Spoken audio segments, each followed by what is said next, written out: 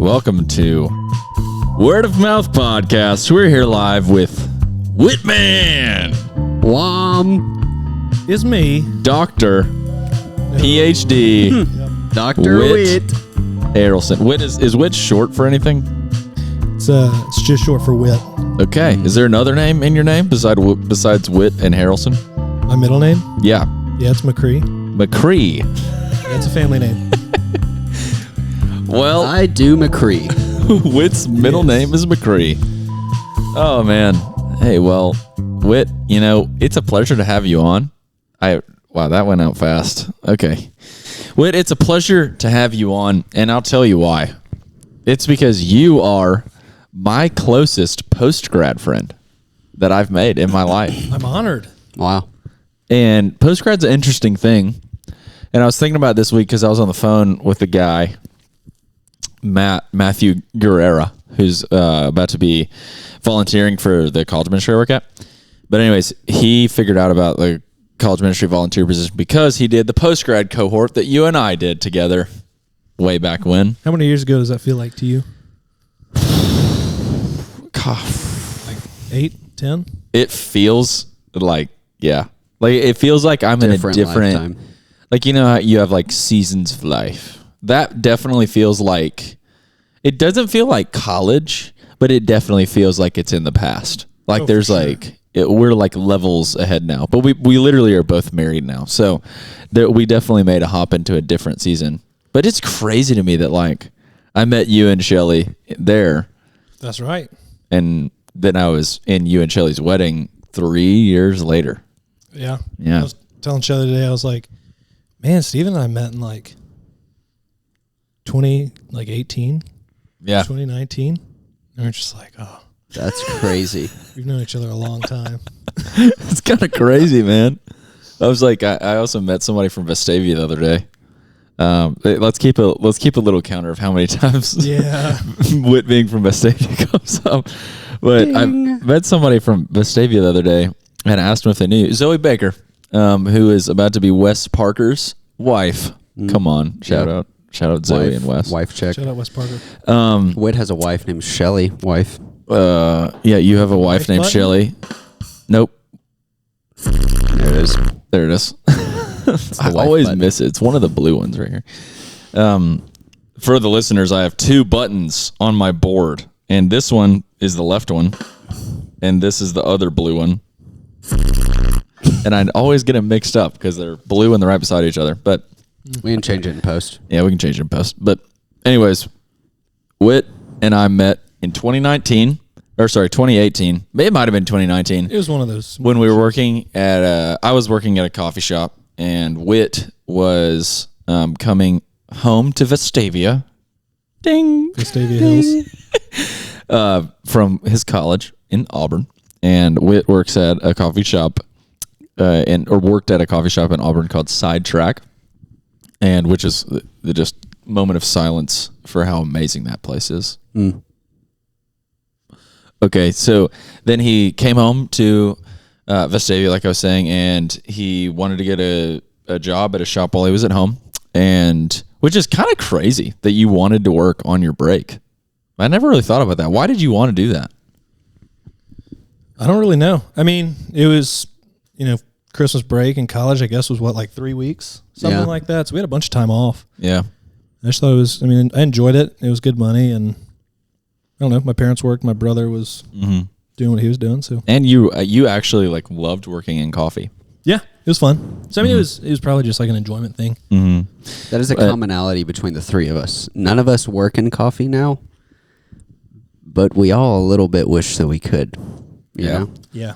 One day, if you could make more money working in coffee than you realistically can, I'd be surprised. We would still be, because we're all married and have other expenses. Could you imagine wanting to buy houses and stuff? The Be Him Now article that's going to drop in 2060, whenever it's like 3 retired lifelong friends open up a cafe in downtown Birmingham. Yeah.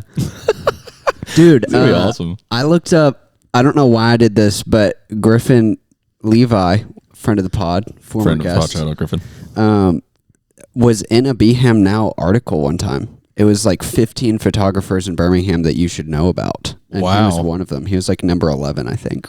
Shout out Griffin, man. Yeah. He's not a BM guy. I know. He's a Dallas guy. Yeah. I was like, interesting that they chose him because he's only been here for a couple of years and is probably going to leave. But Birmingham guy for his time here. What do you think's harder? Staying in Birmingham post-grad or leaving Birmingham post-grad? I would argue leaving. I feel like leaving for sure. Leaving because many people are going to stay. And post-grad is such a change already. To change locations and also like lose most of your community, that's tough. All right, what about now? Like, do you think it's easier or harder conceptually to leave Birmingham now than it was post-grad?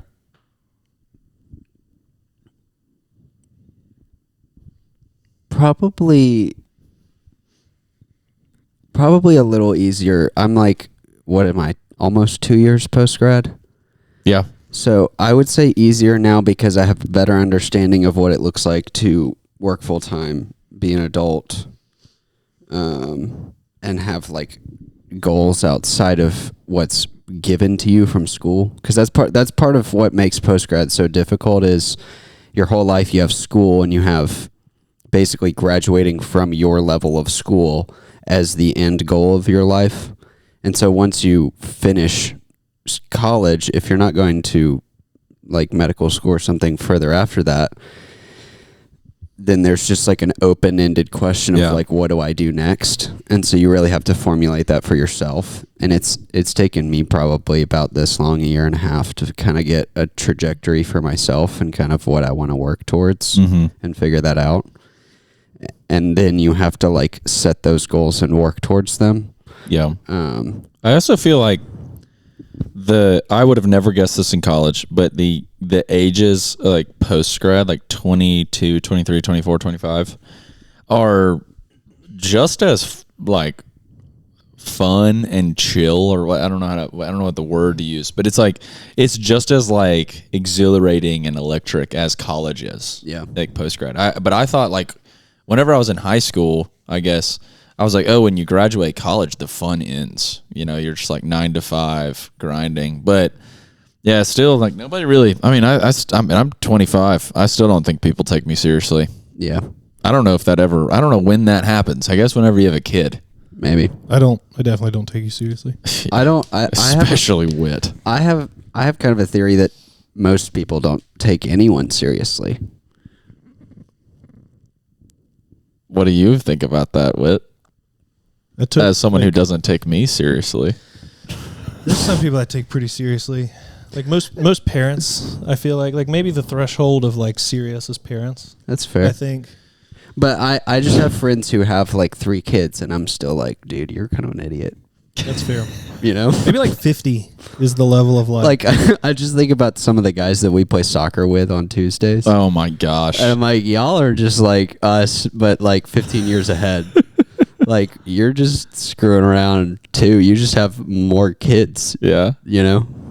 Oh my gosh. Yeah. Like hanging out with Wes Teague at the wedding the other night. Yeah. There's no, he's so I hope. Funny. Like, that guy was an idiot. Oh, that was so fun. Wes is like a 37-year-old. Yeah. He's like late 30s. He's like one of our friends just through like Crestwood World, and it was just funny like talking to him about his life. He was like, I don't know what the heck like I'm doing. I'm just trying to have a good time. He's like, I really want to play Fortnite right now, I'll be honest. I was like, people your age play Fortnite? And this isn't like a weird dude. And it's like a very normal it's like a really operating normal, yeah, responsible, cool, fun guy. Yeah, fun guy. Would you say post-grad is more fun than college? Would you ever reach that level? Oh man, I think that first year post-grad came close for sure.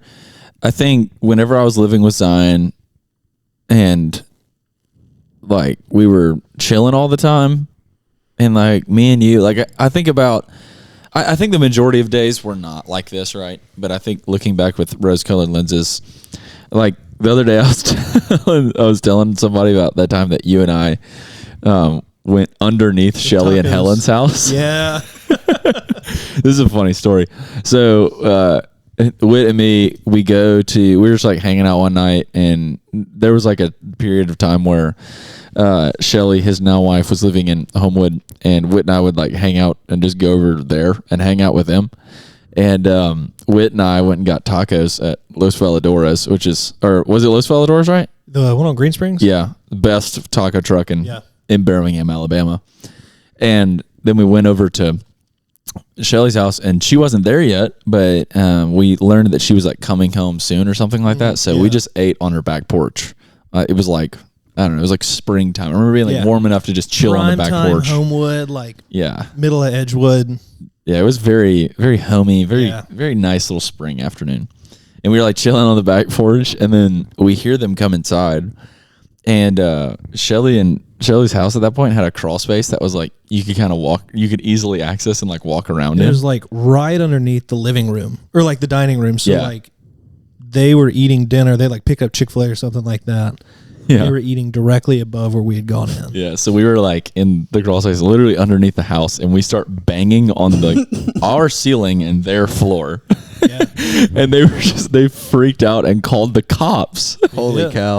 We were like, and Helen's dad. Yeah, Helen's dad came over and was like so mad at us. That's really funny. Yeah. I thought that was hilarious. Was Helen's dad like the landlord or something? Or did he just live around the corner? They lived like right down the street. So it was right that's there. What it was. Yeah. Helen, Shelly's roommate, came over. It was funny. But no, and I think about days like that, or I don't know, just like there's plenty of days I can think of where literally just having no responsibility, nothing to do, and money, like because I was working all the time because I didn't have class or anything like that. Yeah, it's pretty wild. Like it's pretty good time. Yeah, but the whole like where did you work at that? Didn't you like work at UAB kind of? Yeah, I was doing research at UAB. Yeah, that's right. So we definitely had like 8 to 5s or the whatever. Like we got off early sometimes. But. Yeah, but I was very conscious, like my senior year of college, that while I didn't have very many classes, I was probably taking like 12 hours or something for undergrad. It's not that much, but I was very conscious. I was like, I'm making good money. I'm working in coffee. Tips are great. Whatever. I could save a lot of this money and be ready to buy a house or something after graduating. Or I could be fully present in college mode and realize I'm going to have to save money for the rest of my life for all of my future responsibilities. So right now I'm not going to do that. Yeah. So I would just, go to Atlanta for no reason just cause and fly to Denver just to go hang out cause I could, and go up to North Carolina cause I could. I would just do stuff like that. Because I knew I won't have this kind of freedom of time specifically for a long time after this. And so I was like, I'll spend the money to go do the silly fun college things because that time will pass. Moral of the story? Hey man, just have a good time. Don't save money, have fun. Don't save money. What's your brother's philosophy on money? I remember when we were talking about this with F1 one time because we were talking about those nice F1 simulators we could buy, and your brother was like, "Dude, what's the point of having money if you don't enjoy it or something?" I think that was my old roommate. Oh, was it Addison? Yeah, oh, it was okay. Addison. I couldn't remember if it was Addison or your brother. It's reasonable. I mean, I don't know. It's not I don't think saving money from working at Revelator Coffee Shop. Shout out Revelator. Dude, one thing that we should talk about is I would have never met Addison if you and I weren't friends. There's so many people in the world that I only know them simply because they lived with a friend. Yeah, I think that's kind of crazy. You meet some random people just because they live with your friends. Yeah, you know what I mean. Addison's a great example Russell. Of that. Yeah, yeah. Myres' roommate who we literally saw 4 times in the 2 years they lived together. Yeah, that Canterbury. Yeah, Canterbury guy. It flooded, dude. Yeah, it did. Bummer. Big bummer. Big epic fail from. I know. I could be living in a 2-bed apartment, but my apartment flooded last Christmas time. You should hang that over their head. Hey, you should pay me to live here. Hope actually, she sent me an email when the freeze happened the other day. Yeah, and she was like, "Hey, please make sure you leave your faucets dripping and keep your air up."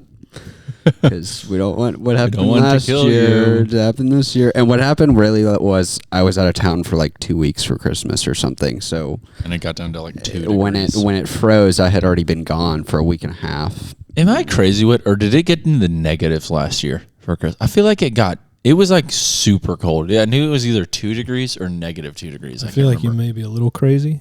I think it was like definitely under 10. Yeah, it was super cold. But also cold. Like Alabama cold, like this is not a hot take, this is a cold take. Haha. That was pretty good. I think cold weather in Alabama, way worse than Colorado. That's the funniest thing that we're going to say all day. That's going to be that was a good joke. That's going to be the TikTok that I post. Thank you. No, I totally agree with that though. Because the humidity, like it makes hot hotter. Yeah. I learned this once from I don't know who told me this. Dad, Papa P. Dad's calling. Should we answer? Probably not. Okay. I feel like he's not going to. Sorry, my phone was connected to Bluetooth. But I feel like Colorado 30 and Alabama 30. Alabama's colder. Yeah, I think I agree with that. I think when you go up in the mountains in Colorado and the wind hits you and it's freezing, that is like the worst feeling in the world. But I feel like if the same thing was happening in like humid Alabama air, it would be it crawls inside your bones. Part of it I also think is when you go skiing, you like fully prepare to be. Yeah. You prepare for cold. Sure. Whereas here it's like, it's going to be cold, but I'll be inside most of the time, and I'm not like it's not actually snowing or something, but then it might actually be literally in the 20s. Yeah. Yeah. But then I only have like one pair of pants on and one pair of socks on and one jacket or something. And then it's like I should have worn more than this, but I didn't really feel like I needed to because I thought, Alabama, it's not snowing. I'm not in the mountains. I've had to learn from going to the mountains and going skiing and doing things like that. I've had to learn how to dress for that kind of cold. And it's helped me now more back in Alabama, but I still fall into that same, it's just, I'll be inside all day. So, yeah. No, I think cold here definitely hurts a ton. But, all right, so going all the way back to the very first thing we were talking about. So Whitt shows up to the coffee shop over Christmas break. Oh, yeah. And the way you meet. The best nickname of all time was created in Bradley, our old manager, who we all know and love. Dude, Bradley's a character. Bradley is that is a great definition, and I don't necessarily want to expound on that anymore. But Bradley, our old manager, named Whitt Seasonal Roast. Wow, he was there only for Christmas, and it was a good time. But that's how we met originally, and then I would go to Sidetrack in Auburn periodically, and I would see him there, and then we definitely I knew your name and you knew my name, and then I showed up to post-grad cohort, which is this thing that our church did where we just talked about post-grad stuff with a bunch of other post-grads. In Ford Galen's backyard. Ford Galen's back. Shout out Ford. Shout out Ford Galen. Shout out Snell. William man. Snell. But I really hope Snell listens to this. I think he does. Yeah. I think I saw him running and listening to it the other day. You're kidding me right now? I am kidding. Okay, I was like, there's absolutely no. Maybe since you're on. He was running and he had I'll send his it to him hand and I'll out. say William Snell featured. But anyways, Snell was also in that post-grad cohort. But we did that, and I showed up and saw Whitt and his now fiance Shelly, who I was friends with because we volunteered at VBS together whenever I was 10 years old, which is kind of nuts. And then they were dating, and we became friends. So that's how Whitt and I became friends. Whitt, how did you become friends with Myres? I want to say, was it Revelators where we actually became buddies? We randomly played chess one day at Panache downtown. We did do that one time. I remember I was like, Myres is in college. I've been out a year. I didn't go to Samford. So I was like, how's this friendship going to work out? But obviously it's worked out pretty well. I would say. And then, we just worked together. I don't remember exactly the moment I met you, but I feel like I met you because of Stephen. Yeah, I think it was. Because I already knew you when we got to Revelator. But then when we got to Revelator, we were both working together. Either you sit in painful, awkward silence with your coworker for 6.5 hours, or you become pretty good buds. And we did the latter. I would say so myself too. I think y'all did the former with the majority of your coworkers there. Honestly, I disagree. It was hard. In the nicest way. It was hard. Some of them were just really tough to crack, you know? But some of them, it was You like... did better, I think, than I did. No, can y'all, like, for our listeners, can y'all, like, paint the picture very briefly about, like, Revelator environment, like, with some explanation? Okay, so Revelator, coffee shop, one of the first, like, cool coffee shops in Birmingham. Cool interior design. Opened in like 2014, like a long time ago. Mm-hmm. Think like big lofted ceilings, like cool uplit wall, downtown Birmingham. Cool hipster people with tattoos and mullets and crazy band T-shirts and stuff going on. We had a manager, Lewis, really sweet, quiet little gay guy. Lived upstairs. I'm just giving context for who he was. No, okay? yeah, I'm not saying it is a bad thing. I'm just saying that's what he was like. Yeah. It was managed from out of the city, like corporately, I guess. Yeah. Like a bigger company. Yeah, it's like it is a bigger company than just like local. I think the founders were from Atlanta or something. They had a store in New Orleans. Lewis was a great manager. Some of the people we worked with were difficult to work with at times. Some of them were really funny, interesting people. Most of them were very like artistic, music kind of people. Also, I feel like coffee kind of pulls in, like there are like the career coffee folks, you know, typically like the people who own it or just like what they're passionate about. But I feel like the coffee crowd is more transient than some other crowds, and so it brings, like, we had people we worked with who, like, one of them was going to be a teacher, and so it's just, I feel like a lot of people work in it because it's fun. It's like people oriented, but I also feel like that's like one of the more different crowds I've been around, which kind of made it was like kind of like a game. It was downtown Birmingham, so it was more like UAB people and like business banking people, which, like, on the political spectrum, those two are kind of like polar opposites. So it's a really interesting mix of people where it's like some of these very like more flamboyant or more like left-leaning political people mixed with like dudes wearing suit and tie, getting black coffee and having like business meetings, and they work in finance or something and tend to be much more conservative and less expressive. So it's a really interesting mix of people. Yeah, it was just I hope the context that we gave just paints the picture, because I feel like you need to understand that in order to understand this conversation, because it was the most fascinating and uncomfortable, like, I don't know if that's the right word, like, socially. Like, the coffee was good, the vibes were good, but people-wise, it was just such a uncomfortable place. Mix. Yeah. And everybody seemed like they didn't really want to, besides y'all two, everyone there, all the employees seemed like they didn't really want to be there. It's kind of like the like too cool for school mentality sometimes of like service and like making people feel welcome was kind of just like the corporate nature of the company, the fact that it was Lewis and then it was the rest of the employees. We didn't ever really know any of the upper level management people, and so it kind of felt like we were on an island a little bit, and it was like us against our own company in a weird way. And we just didn't really have any like clear leadership necessarily. No one to really like inspire us or try and like build up the culture. And so the culture was just like kind of aimless.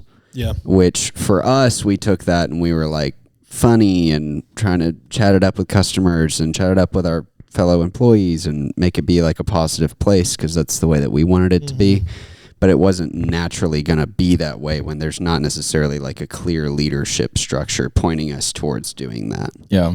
Which that's polar opposite. It was kind of an interesting experience, like coming from Sidetrack in Auburn, of like everyone there was super tight knit. Like David was really like invested and involved, like hand on everything, not in the way of like, I've got to make sure like I'm watching what you're doing, but was just like, I'm going to invest in like all of these people working and like cultivate the space. Yeah. And so it was just like super different ends of the spectrum, which I thought it was interesting looking back. I could imagine. I could only imagine like the contrast was probably so felt. I kind of tried to make it be a sidetrack a little bit when I was there. Yeah. I would go and serve people water and try and make it be more of like a full service cafe, but it wasn't originally designed to be that. Yeah. So I was either like discouraged or sometimes even like reprimanded for doing that, which I was like, dude, if you're trying to make this place be like the best it can be, the service needs to be massively better than it is. Yeah, one time I was working at a coffee shop in North Carolina, and I would bring people water to their table. I'd be like, hey, can I grab you a cup of water? Like, because like hydration is important. You know, I like whatever. I would just like mess with people. And my boss got mad at me because it was like we were doing too many dishes.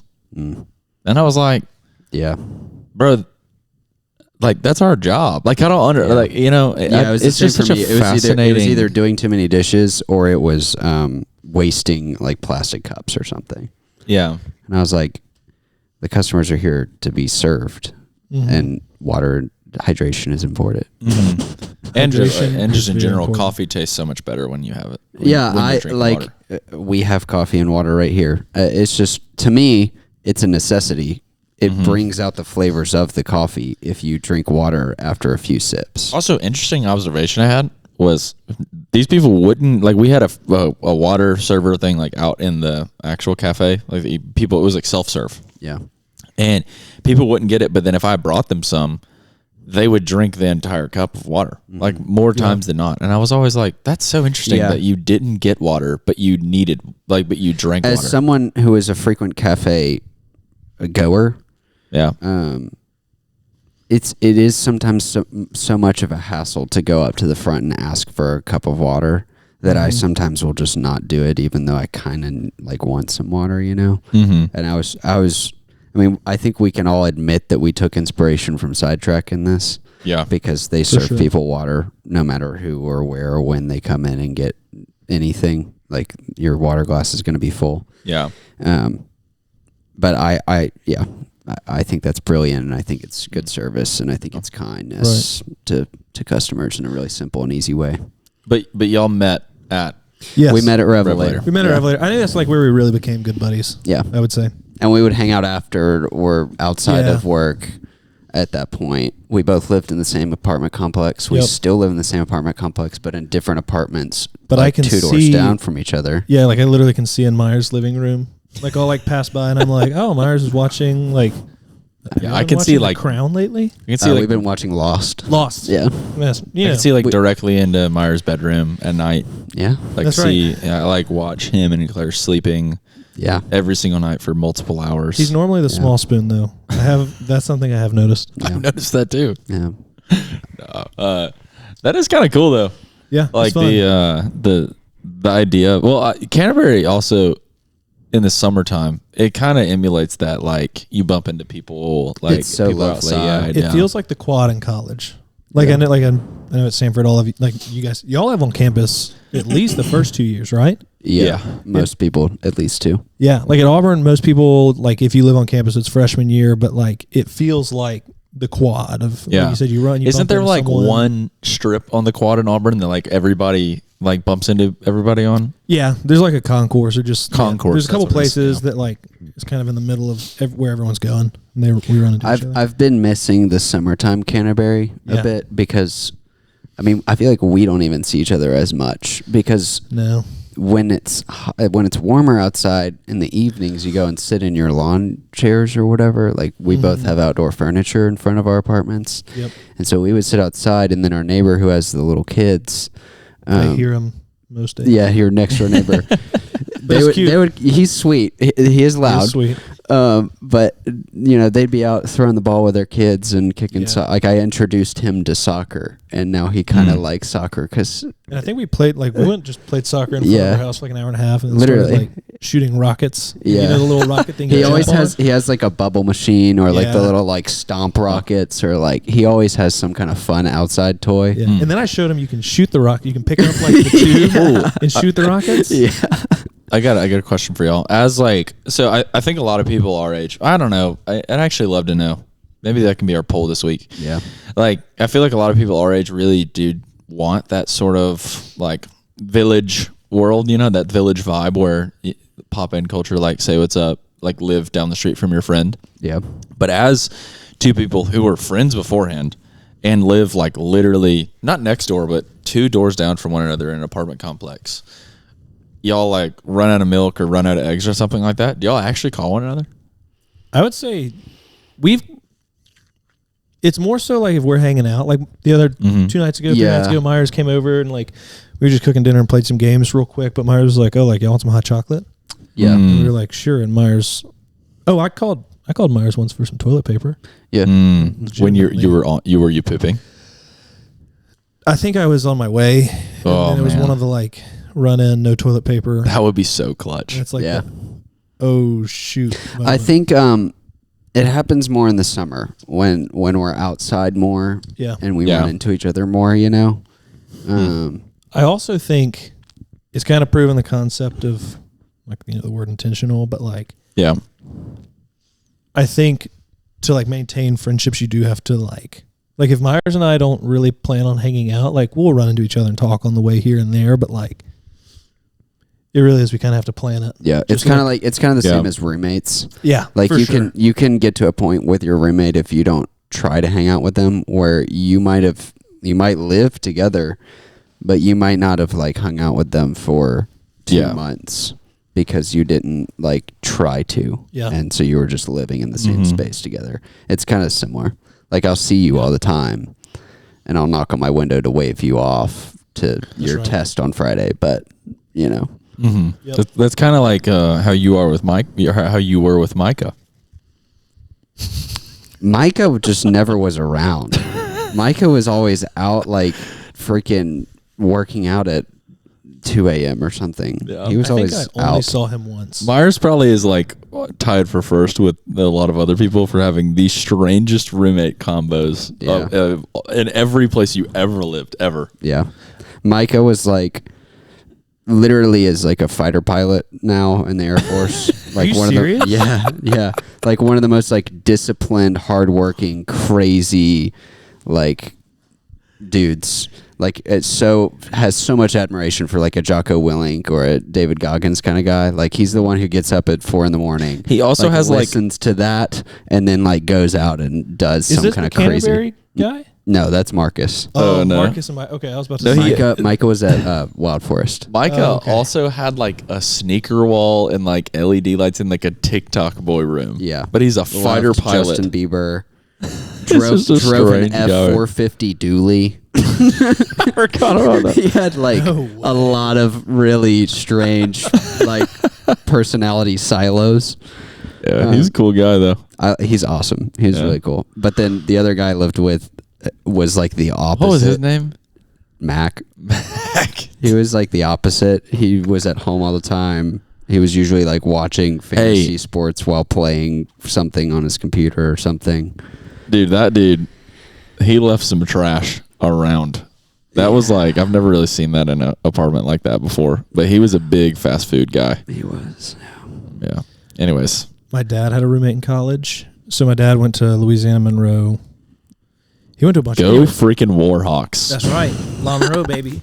So one day... I did not know your dad went to school there. He went there for like sophomore, junior, and senior year. Anyways, so he had this roommate. It was a random roommate.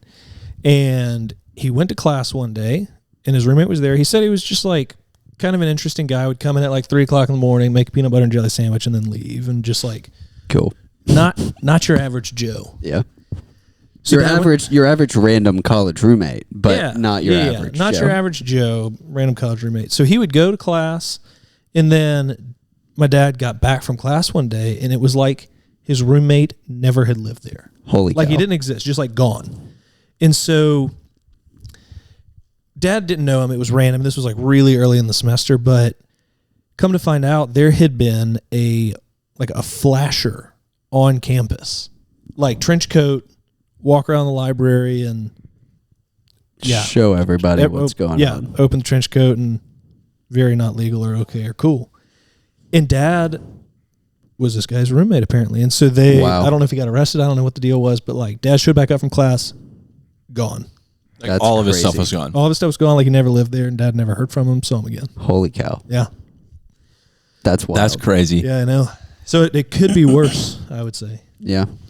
My other roommate was Marcus, and he was like a friend of a friend's friend or something. And I had a space at Canterbury, very sought after. Very sought after. Didn't have a roommate, and then I got like linked up with this dude, and he just like was always hanging out with his girlfriend, and was never really around. But she lived at Canterbury, didn't she? She did, yeah. So it was really easy for him to pop over. But for me, it was like I just kind of pretended I lived alone, but I didn't have to pay like I lived alone. So nice. So it was a sweet deal for me. Mm-hmm. Okay, so y'all become friends like your senior year, really. Yeah. So the year that I leave, and then anyways we get back, and I moved back from North Carolina, and Gracie and I got married, and we've just like we hang out. There's like this pocket of guys that I'm like super close with in Birmingham, and Whitt is one of those guys that we all live very different non-touching lives, if that makes any sense. Yeah. But I love whenever I get to see him, and right now is one of those times. But a very interesting part about that is Whitt is about to move. I am. Whitt is what do you do? What do you do with your time? Set the context for our listeners as to who you are right now. So right now I'm Whitt Harrelson. I grew up in Vestavia Hills. Mm-hmm. Ding ding. So grew up in Birmingham. Went to school at Auburn for undergrad. I took 2 years off after college. Knew I wanted to go to med school, and so just kind of did stuff for that. I did some research, and then once I finally got into med school, enter Revelator, Myres, all of kind of that stuff, and then all of us became friends sort of through that 2-year transition period for you. Yeah, exactly. So it was cool because y'all have been like two of my like really best buddies in a transition period, but now it's just like life. Yeah. But now I'm in med school. So med school's 4 years for people that don't know. The first 2, it's like you're studying in the classroom. The second 2, you work and really just kind of like rotate through different types of places and like different fields of medicine. Yeah. So UAB, they send folks. So we have Birmingham, Huntsville, Montgomery, and Tuscaloosa. Okay. And I got placed in Huntsville for my 3rd year. So Boo. I know. It's been Trash pandas. Bro, the trash pandas, they're pretty cool. That's true. I love raccoons. I literally in my life did not know that's what a trash panda was. Yeah, it's a raccoon. Have you not seen their mascot? I've never have, no. Yeah, it's a raccoon. That's crazy. Wow. Do you have any friends in Huntsville presently, like friends from Auburn, or like do you know of any other people from med school who are going up there who you would ever want to spend any time with? Do you know Mr. Hunts? Last name Ville? No. The village is named after Mr. Hunt, Huntsville. There's no way. There's no way. Yeah, so we get like how our class is divided up. We've got like smaller groups that we just do things with throughout the first 2 years, and so in my like small group of 20 people, all of them are going to Huntsville plus another group. So there's like probably 40 of us. Okay, gotcha. Oh, so your whole group gets placed there? Yeah, so there's like the class has like 200 people. There's like a little under 40 groups, and so I don't. And that is for family medicine, right? No, or is that just everyone can go or do whatever? That is everything. So we'll do 7 rotations, anything from surgery, family medicine, like OBGYN, pediatrics. Okay. So it's kind of to give you like a survey of everything is 3rd year. Gotcha. So you do the 2 years classroom, surveying like a bunch of different types of medicine. Mm-hmm. Rotations are 4 to 8 weeks. And then 4th year is, say you end up wanting to do whatever specialty, orthopedic surgery. That's where you'll do stuff more tailored to that. Gotcha. So they just don't have room in Birmingham for everyone. Yeah. What comes after those 4 years? Residency. Yeah. That's right. That I feel like this is legitimately something that people are curious about and don't know. And medical students always are like, I don't want to bore you, and it's you never bore anyone. I feel like we're always like, oh, frick. Because it's like the craziest. Because you're going to be a doctor, and doctor as a cultural thing is like one of the like most elite things that you can achieve. That and like law school is just so fascinating to me. Like the traditional like successful big deal people in culture are like lawyers, doctors, and like the number one online MBA in the country. I'm kidding. That's on every billboard. Yeah. All right, go ahead. Yeah, I was gonna say seminary degrees are up there too. No, they're not. So what is residency? I was literally about to say, like, I don't want to bore y'all because this is like, I don't want my one personality trait to be like Whitt Harrelson. We've established that you have a lot of other personality outside of this. Not multiple personalities. We haven't even talked about it. Yeah, you have a multiple personality disorder, MPD. I'm not going to comment on that one. I don't think. But I mean, I do. So for the people who don't know medicine necessarily, my wife, she's a PA, so we like dynamic duo. That was not. You said flex. my wife. My wife. So we like kind of try not to talk about medicine because we met in college in like our classes, and like we were talking about this today. I was like, when we first started dating, I was like, we were like best buddies, and our common ground like was school initially. And so when we first started dating, I was like, I don't want to sit there and just like talk with Shelly about the mitochondria being the powerhouse of the cell. The mitochondria is the powerhouse of the cell. Powerhouse of the cell. Yeah. So I was like, I don't want to talk about that. Don't want that to be my personality trait now, but it's a big part of what I do. So kind of how I describe medicine is you've got med school and residency, and it's like building a house. Med school, everyone graduates. The people that graduate, they are Dr. Blank. But that so it's like you have a house built. So you've got the frame, you've got the doors, all of like the basic parts, but you have no style to the house. There's no color. There's no like black couch, yellow chair, like rug, anything on the wall. So it's not like... Is there any landscaping? The landscaping comes in later. Okay. So from there, residency is anywhere from 3 to 7 years. And that's where you like style the house. It's where you decide what all you're going to put in there. And so like if you go see an orthopedic surgeon, you break your leg, they have to fix it. So they went to med school, but then they did an orthopedic surgery specific residency. Mm-hmm. Like family medicine's 3 years, neurosurgery is 7. So that's plastics is like the longest, right? Yeah, neurosurgery, plastics, because some of them you do residency and then you have fellowship. Yeah. So it's a rabbit hole. But that's like a quick gist of how it works. And you're going to Huntsville to do the second part of medical school. Yes, the second part. Gotcha. And you said you did 8 rotations, right? Yeah, I think it's like 7 or 8. Honestly, I'm not sure. Yeah. So does that mean there's only like 8 areas of medicine? No. So I think it's like pediatrics, so kids. Yeah. Family medicine, internal medicine, OBGYN, surgery, psych, and neuro. Or would that be just surgery?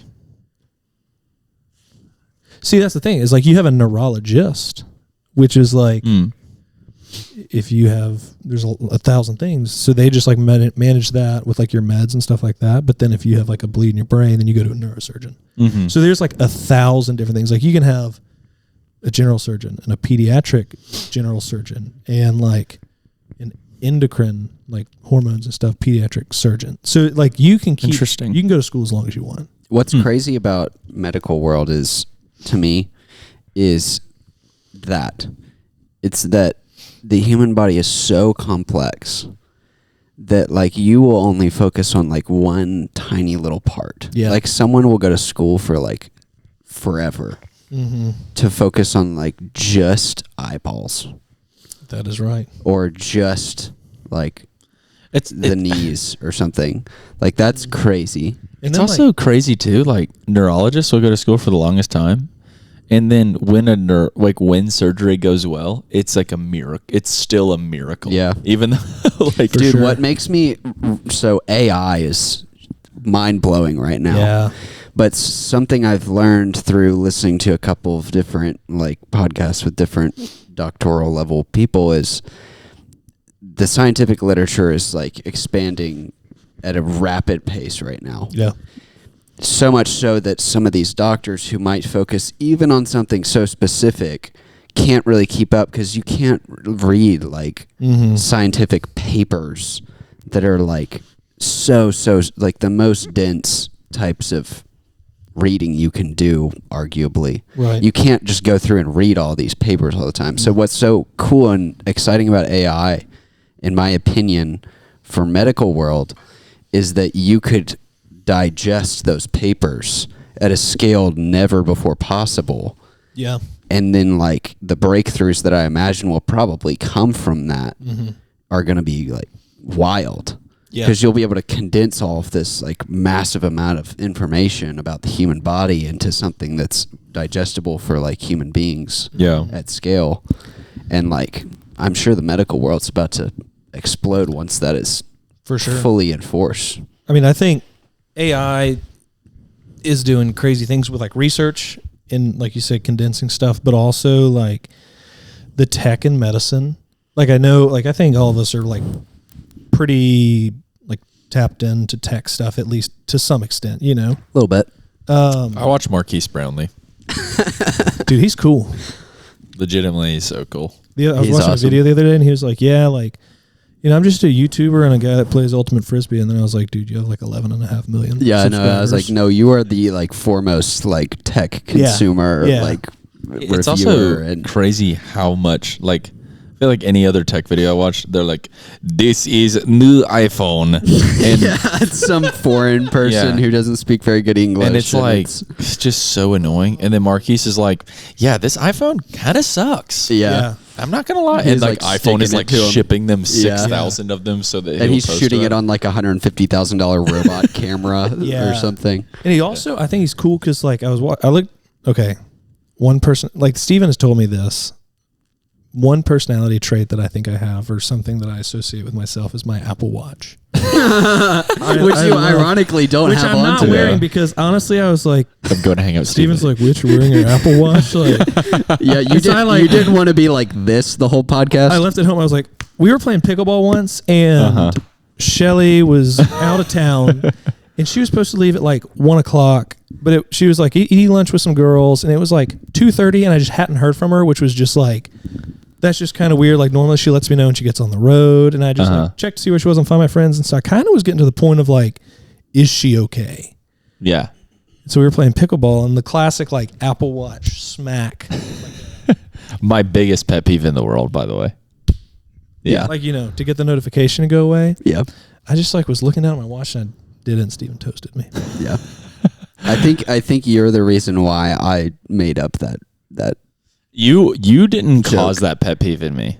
I'll tell you who caused that pet peeve in me is my father. Yeah. Oh my gosh, dude. Really? Yeah, talking to my dad like about some serious stuff, and he's like, "Oh wait, 1 second, somebody's at the front door." He always says that. I don't know why he's always checking his Ring cam. Why is your like? Yes, you like our mom orders Amazon every day of her life. Yeah. That is why someone's at her door. Is because we got more coloring books for her 2nd grade class. Yeah. Like it's the same because thing. You're having an issue with plumbing, and you called the plumber, and the plumber's here now. Probably like 3 hours late, but he's there. Yeah. But yeah, it's parental hurt. So thank you for just like exposing that. Shane is very he fixates and he focuses really well, which is something I admire that about him, but it is sometimes a flaw because you might ask him a question and then he gets an email notification and he's like on the email there. Yeah. And then like the conversation you were having with him, me and Sam like standing in his office facing him, talking to him. Yeah. He's gone. And then me and Sam are like, did he just hear that? And then we're like, oh, there he goes. And then we just leave. And we say that out loud right across the desk from him. But yeah, he has an innate ability to do that like right before a punchline in a story too. Yeah. Where I'll like say the punchline and he'll be like, wait, 1 second. What would you just say? But the reason why I admire that is because he can sit down and like focus and do work for like extended periods of time. Yeah. Like with no distraction, which is a skill, but almost to a fault that sometimes he does like ignore people around him. We got to camp out here for a second because this is crazy. So the question I've been asking this week, which I'd love to hear y'all's answer on this later, but the question I've been asking this week is if everyone that you have ever met in your life is in a room, who would you go look for? And this is, you can't be like, you can't say your significant other or a family member, because that would be, obviously you'd probably just go hang out with your wife. But like, if everyone you had ever met in your room, like, who would you go look for? As AKA, like, for me, like, is it like people who are friends or just like anyone you've ever met in your whole life, dead or alive? So for me, like Nick Saban, I've like met him, or that could be an answer. Like, I don't, he's not my answer. My first thought was like, if you have a celebrity, that's probably it makes you think about. So, anyways, I was talking to Joel Brooks, who is Myres and I, like, he's our pastor. Yeah, he's pastor of Redeemer Community Church. He's a fascinating person. Yeah, and he was like, "Oh, I know mine," and I was like, okay, who is it? And he was like, random guy. I met him on an Indonesian island one time. And yeah, I was like, what's his name? He's like, I don't remember. And I was like, what? I was like, why do you want to go like talk to him? And he was like, I just found it so fascinating that he lives here and he's a, what's a Muslim priest? It's like a shakara or Shah. It might be just the Shah. Yeah. Yeah. Anyways, but if there's ever like a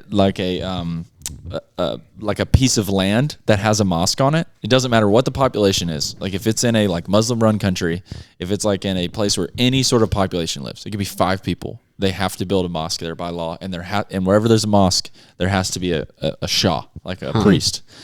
And he is the Shah on this island where 12 people live. Wow. Just off the coast of Indonesia, like 1 mile off the coast. Fascinating. Wow. And Joel was talking to him one time, and he was like, "Oh man, like, I'm like, what do you do?" And he was like, "Well, I sit in my hammock and kind of look at the sky." That's all he does. And because none of the people on the island like really practice Islam, I guess I don't know. Yeah. And then he was like, "Oh, dude, like you must be such a deep thinker. Like you sit on your hammock and look at the sky all day." Pontificate so much. And he was like, "No, like I really don't think about anything." And Joel literally was like, "Wait, you're telling me right now, every day of your life, you wake up, lay in your hammock, and you don't think about anything?" And he was like, "Yeah, I kind of just go blank." Holy cow. I was like, what?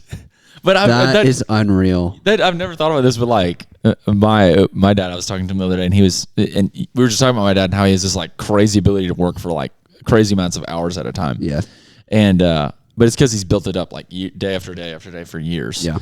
And and like one of the main reasons that my dad's like scared to retire is because he doesn't know what he's going to do with his time, which is like something that a lot of older men like fall into, because they're like, it's not like necessarily identity association or anything. They just like don't know what to do. Like he probably spends like 10 or 12 hours a day working. Yeah. So and it's like, weird when he doesn't fill that space with.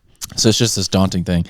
But I think about that in the polar opposite. Like I was like thinking about it and I was like, I don't know if that's impressive or not. Because in order to get to that level of like inner peace or whatever you want to call it, for you to just like literally not care about anything, I'm like, what that says about your conscience, what that says about like your like morality, like what that says like about your like worth as a human. I was like, oh, he's literally making zero impact. Yeah. But he's like gone through the Quran school and like became a priest in the Muslim like religion, and it's just a fascinating thing.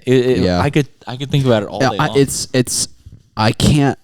I can't understand, like, to some extent it's hard to understand people who are very different from you. Like that's just like a universal human thing. Like sometimes it's just hard to relate, and I cannot understand that at all in any way, because I am always thinking about something. Always.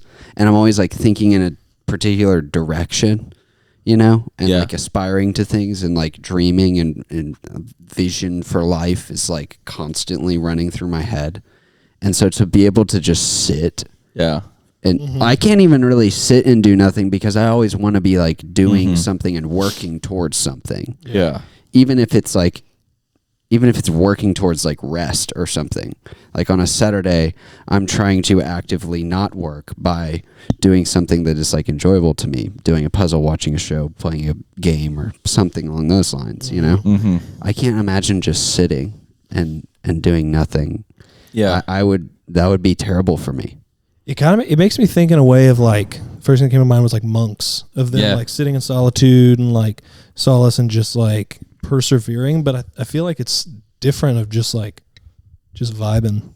Like he's not considering, I mean, from the sounds of it, it's not like he's considering his faith and just sitting there. Monks like pray and they like do things together. They like study together. They like, from my understanding, they have like community involvement in like whatever village they live in, which it's just crazy to think about. Like he just chills every day. He probably has like family or something that he like, but I don't know. I still don't know. I still don't know my answer to that question. I don't know. Who would you walk up to? I don't either. How long is this moment? Like, is it like I don't know. Does that change your answer? In a way, if it's not, I have like one. Look, man, it's cool if it's Tommy Tuberville. It's not. At one point, man, I wish I'd met Donald Trump so I could say Donald Trump. Tommy Tuberville is a current senator for the state of Alabama. He also was the coach for Auburn, which is where Whitt went to college.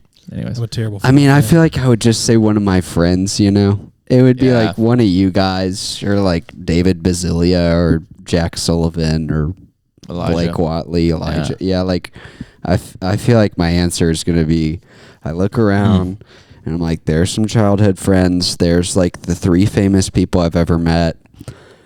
But there'd be like probably like 1,000, 2,000, 3,000 people in the room. I think I've probably like maybe even more. I don't know. I've probably met 5,000 people in my life, maybe more. Because like I'm just thinking about my parents' friends who I met one time.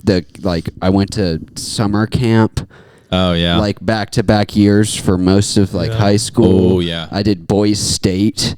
Probably met like 40 people there. Did you do Boys State? I did not. That wasn't. Dude, Boys State was like the worst. One of the worst things I did in high school. I never thought about this. One of my best friends in high school, Tucker, who we're actually having on the podcast tomorrow. Next week. He dated next week. Next week. Stay tuned. But we like.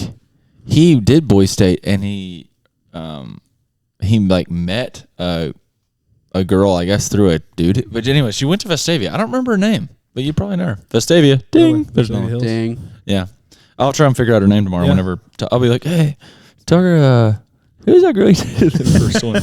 But in my answer, honestly, you just saying summer camp, kind of like.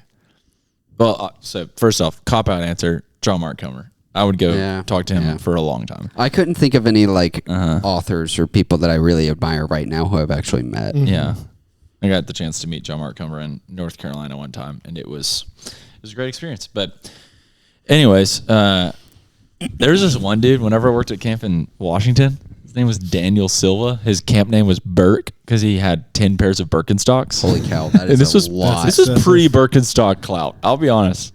He wore Birkenstocks a lot before That's they were crazy. Cool. And that is like $1,000 worth of Birkenstocks. No, like legitimately, it's probably more. Yeah, no, but Burke and I were homies at camp. Like I'd probably go say what's up to.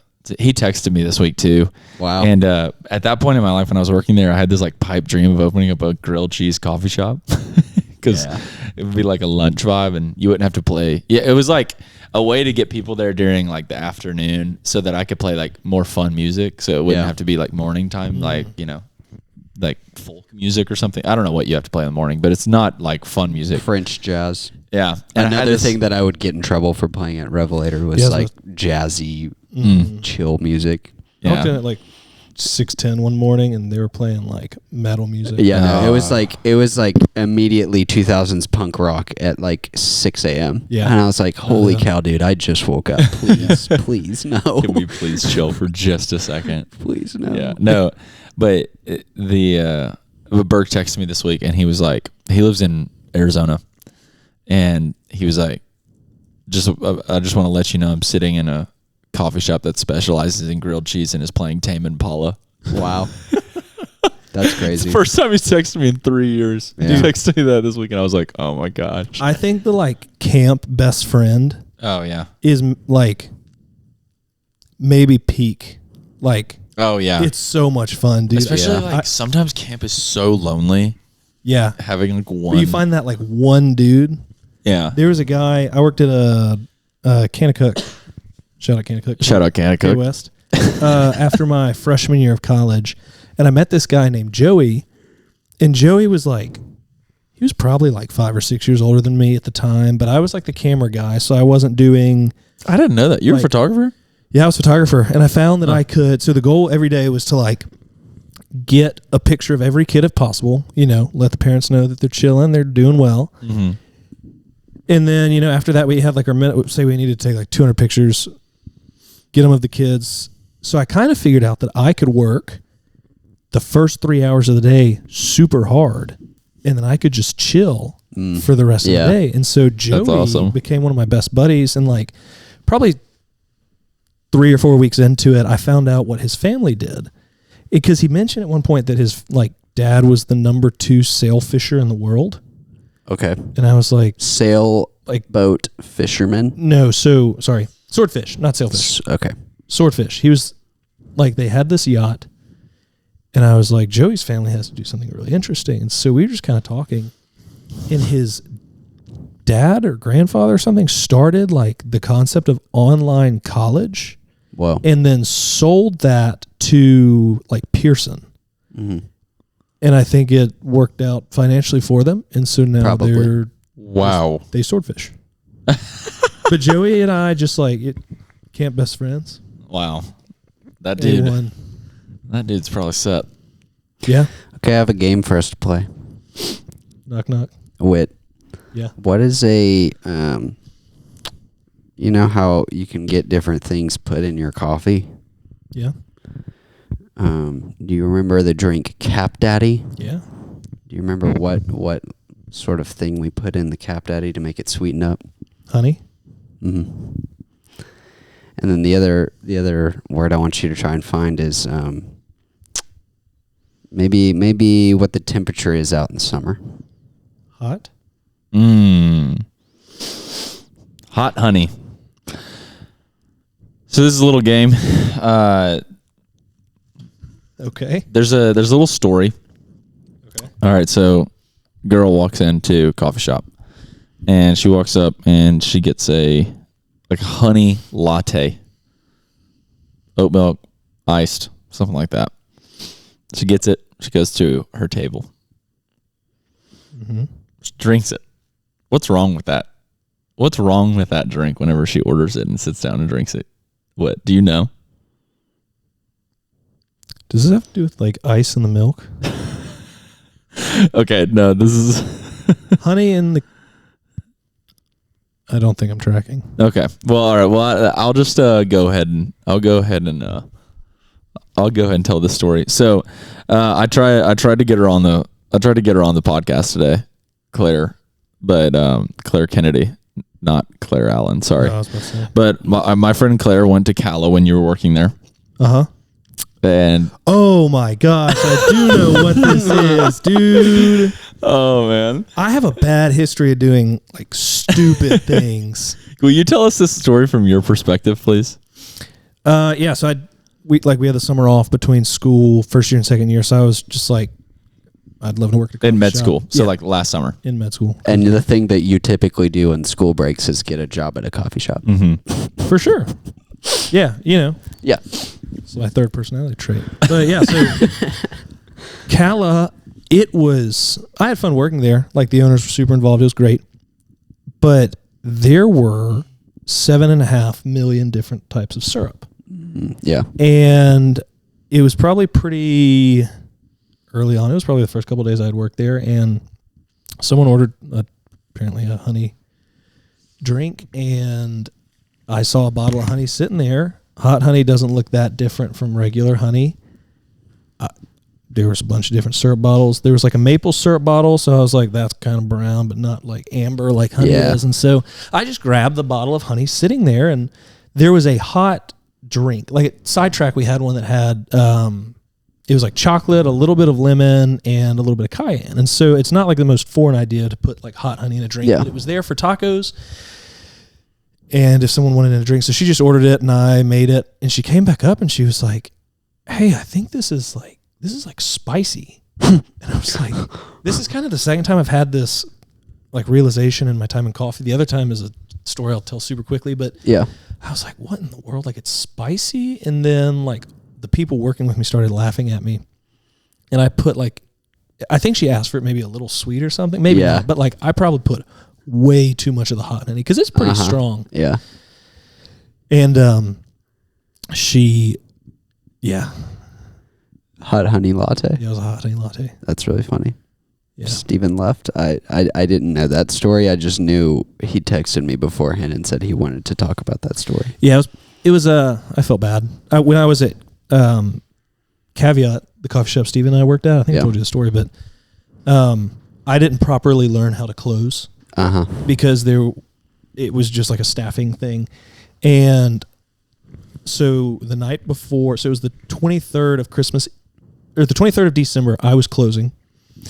And the first time I saw someone close, they just put a scoop of some powder into like the coffee, like the like Cafeza or something. The air pots, the things that they make like batch coffee into. You pour it out of the cup. So I just saw her put a scoop in there. Never saw her put water in it. And I was like, great. Closed. Put the scoop in there. Put no water in there. So I show up the next morning. This is Christmas Eve of probably 2018. The girl got in there that I was working with before me. She makes the coffee. First customer comes in, sits down. I remember he came in with a bag of like bananas and a book, and he got a black coffee. A bag of bananas? Yeah, it was like 4 bananas in a bag. He just sat there. This is a caveat? This is a caveat. And so the coffee was already made. He was like, "Oh, no. Hey, I'm going to get a black coffee." I was like, yeah, absolutely. Awesome. Pour the coffee, hand it to him in the cup. He sits, lets it cool, comes back 10 minutes later, and he's like, "Hey, this is like, I'm really sorry." He was probably like 70. He's like, "I'm really sorry, but this is like salty." And my first thought was like, this guy. I was like, are you kidding me right now? And so I was like, well, fine, I'll try it. And so I poured some in a cup, and it hit my tongue. And as it hit my tongue, I go, oh my gosh. I put that scoop of powder into the coffee pot. And you made the coffee. I put no water in it, so there was no weight to it when she picked it up. She made the coffee in it. And all of that like chemical cleaner stuff came out in his cup. And so I was like, "Sir, I am so sorry. I'm going to refund you right now, and I'm going to go call poison control."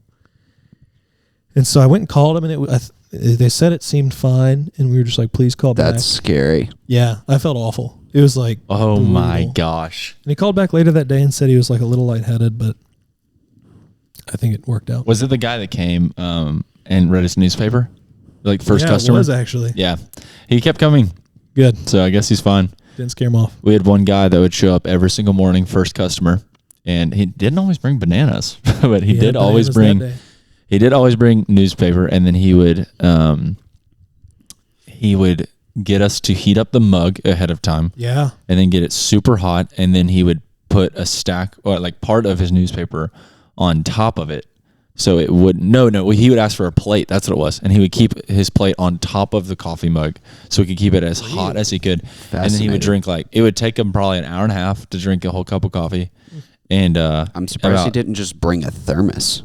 That honestly would have been smart, but I think he really liked drinking out of a mug. Yeah. But he would at like 30, 45 minutes, he would bring it to us and he would say, "Hey, I know that this ruins the flavor of the coffee, but will you go microwave this?" And we would every single day, like we would just nuke it for him, like, and he would just, because he really wanted like super hot coffee, and which like I guess I get. I mean, I guess he just wanted the comfort of, but I mean, all summer long he would do that, and all winter long. Wow, but fascinating. I remember I knew his name whenever he was there, but Jerry. Yeah, it was Jerry. He's Jerry now. Jerry. Mm-hmm. There's an older gentleman who goes to Little Professor all the time, and he wears one of those like reporter caps, you know. Mm-hmm. His name is Jerry. Wow. I'm determined to become friends with him. I've met him once. All right. Well, we're about to transition into my favorite segment, and this segment is because we respect and we love our female listeners. Did you look at the demographics in our first few weeks. How many female listeners do we have? We are 62% male, 38% female. We're 38%. We're trying to grow that number. That's pretty solid. So that's about, if I'm doing the math correctly, that's about 100 girls listening to this podcast. And that's pretty awesome to me. So those 100 girls, lean in for our segment that I am officially coining, Lean In Girls. Because we're about to talk about pop culture. And what we do in Lean In Girls section is I Google pop culture news, and the first thing that pops up on the news section, we're going to talk about. Can I guess? Ooh, actually, that actually might be kind of fun. These kind of suck. Let's just do this one, and then we'll see if it actually works. The 1999 Project, a 25th anniversary celebration of the year that changed pop culture. That's the first one. All right, so in 1999, let's see what this is. Let's see what this is getting at right here. Let's see. When you think about it, the year as applied to culture is an arbitrary signpost. No film's principal production is okay, this is like kind of a lot. 1999 was 25 years ago. It was right before Y2K. Yeah, everyone thought we were going to die. Mm-hmm. Kind of like today. Everyone thinks we're going to die because the Earth's going to get the environment all out of whack. Actually, we're going to do a new thing. Pop culture news TMZ. TMZ. I feel like that's going to have some good content. Yeah. That's going to be juicy. I'm trying to think if I know of any pop culture things going on right now. Ariana Grande just came out with a new album. That's one, yeah. I saw that on my Spotify. Yeah. I feel like all my pop culture stuff is from like 3 months ago. All right, here's one about Offset.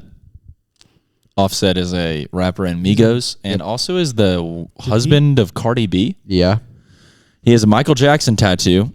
So Offset's Michael Jackson tattoo questions... Michael Jackson tattoo questions annoy... Oh, wait. He's passed away. I was going to say, I was going to say he's the one that's passed away. Yeah, I think he was the one that died. I'm sorry for Offset fans. That was so sad. Have y'all seen the... Sorry, oh, man. Okay, so his Michael Jackson tattoo questions annoys his daughter, Paris, and his daughter, Paris. This is a quote from her, answering questions about his Michael Jackson tattoo. Mm-hmm. It's not really my business. Yeah. Why are people asking about his Michael Jackson tattoo? That's a great question. It's just like, what's it matter? Let's see. That's how I feel about most like pop culture gossip stuff. Yeah. I'm like, why do you care? For sure. You know? Yeah, she just said like it's none of her business. That's literally all she said. But I don't know why people were asking about it. I'm really trying to read here right now. It was a tribute to Michael Jackson. Okay. I don't know. It's interesting. There you go. There you go, ladies. There you go, ladies. Thank you for leaning in. I feel like it could have been better than that, but my dad saw the Jackson 5 live in Monroe, Louisiana. How about that? Come on. Lil Tay is not dead after her Instagram hack, which I'd assume revealed that she was dead. Wow. I don't know who Lil Tay is, but all right, let's see. Pop culture news. What's another word I can put in? Celebrities. Celebrity gossip. I know something that was in the news. Maybe that's a better celebrity gossip should be my Google. There was a Jewish synagogue in New York City that it was recently found that they had been digging tunnels from the synagogue underneath. I've heard about that. To another building across the way. I think it was supposedly a women's center or something along those lines. Why? That's no one really kind of gets it. Oh, here's a big one. Kylie Jenner's car photographed at Timothy Chalamet's home. amid dating speculation. I really feel like it's not speculation anymore. I was gonna say she's got so. That's many. true. Honestly, she got probably cars. the khaki Rolls Royce. Yeah, but it's not really like speculation. Like there's tons of videos of them making out in public. Like it's not really. We're not speculating here. They're for sure dating, but not Facebook official yet. I guess making out in public. Well, I mean, is that a marker of a relationship? Maybe they're just like really good friends. All right, here we go. TMZ reports that the pair were spotted getting tacos on Thursday. Wow. That's actual. Oh, an LA staple, Tito's Tacos. We are currently making a podcast, and therein we are sort of trying to garner an audience. But I really, really hope that I'm never so famous that like people are taking pictures of me going to get lunch. It was an SUV. G-Wagon? She was sitting in the backseat. There was a driver, so I imagine it's probably a Tahoe. Yeah, probably Escalade. Or a Cadillac. A Chevrolet Escalade. Yeah. Yeah, that's pretty much it. I feel like there has to be something about Lil Nas's new album or song. Dude, he had a really funny Instagram post that was like marketing his collaboration with Crocs. It was funny. No. It looked like some like meme account had made it, and it was like, "Are you really sad and depressed?" And he was like, "Yeah." And then it was like, "Buy these Crocs," and then it like whips him around and his outfit changes, and then he has these Crocs on, and he's like, "Thanks, Crocs and Lil Nas X. I'm not depressed anymore." Have we talked about about Stanley Cups on here yet? I don't know, but I just learned about a little something about them recently. So you bringing up Crocs made me think about this. So the old CEO of Crocs left Crocs and became the CEO of Stanley. And the first thing that he did, or she, I don't know what it is, or who it was that was the CEO, is they shipped Stanleys to all of like the Utah Mormon mom bloggers. Yeah, this is what I learned about. Yeah, like so the YouTubers of like the blonde headed, like whether it's moms or like, well, I guess Indie Blue's a mom now too, but like the really famous vloggers in Utah, they all had Stanleys, and that's how it's all, because like I was thinking about it the other day, and obviously because I watched like The Social Network or whatever that movie was called, The Social Dilemma, the documentary Netflix had where they talk about like, and the block voting thing that like, what was that documentary called? Do you remember? It was like reflecting on the 2020 election, and they're talking about how like there's these marketing programs that like kind of take advantage of voters through social media and stuff.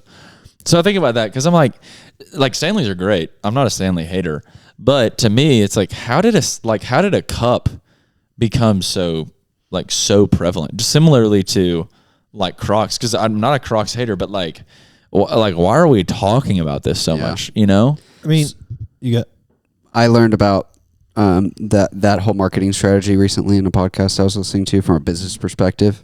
So the Stanley company has apparently been around for like 100 years or something like that. And they were kind of like Carhartt, where it was like the workman's like coffee mug thing, because it keeps coffee hot for so long, or keeps, ice drinks cold for like forever. Like I got like a camping pour over set from them 5 years ago. And so it was strange that they did this like branding pivot to like colorful stuff for ladies.